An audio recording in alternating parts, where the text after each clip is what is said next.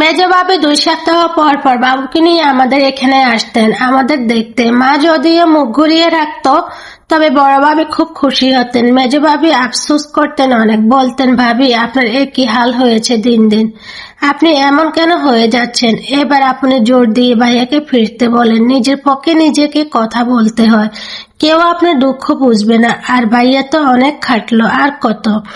বড় ভাবি চোখে জল বলিয়ে তার চেহারা দেখে আমি বুঝি তার খুব কষ্ট হয়, কিন্তু মায়ের বিরুদ্ধে যে তিনি যেতে পারেন না। তিনি তো খুব মায়ের কথা শোনেন।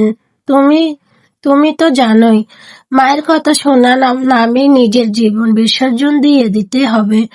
নিজের স্ত্রী সন্তানের হক আদায় করতে হবে না, কেবল মায়ের কথা ভাবলেই হবে। বড় ভাবিকে এমনই একদিন মেজ ভাবি বোঝাচ্ছিলেন, আর সেই সমস্ত কথা আড়াল থেকে শুনে ফেললেন মা স্বয়ং। শুনে তো তার মাথায় রক্ত উঠে যায়। তিনি শুরু করে দিলেন প্রচন্ড চিৎকার চেঁচামেচি, তেড়ে গিয়ে মেজ ভাবিকে মারতেও গেলেন।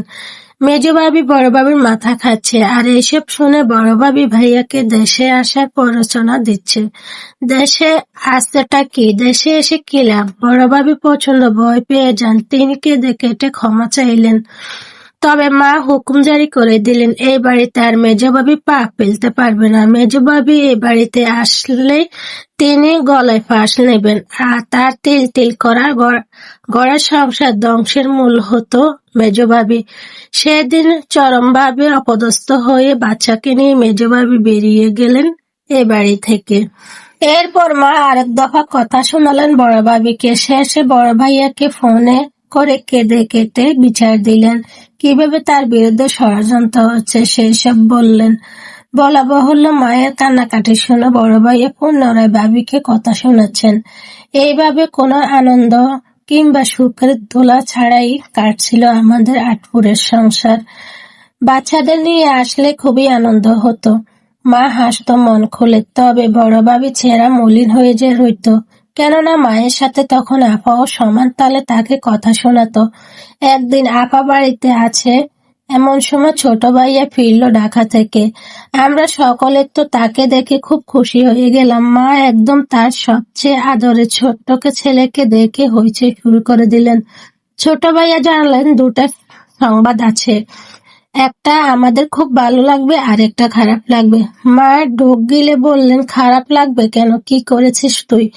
আমি বললাম, ভালো সংবাদটা আগে দাও। ছোট ভাইয়া হেসে জানালো, তবে তার খুব ভালো একটা চাকরি হয়েছে, অনেক বড় পোস্টে। আমরা সকলে তো চেঁচিয়ে উঠলাম।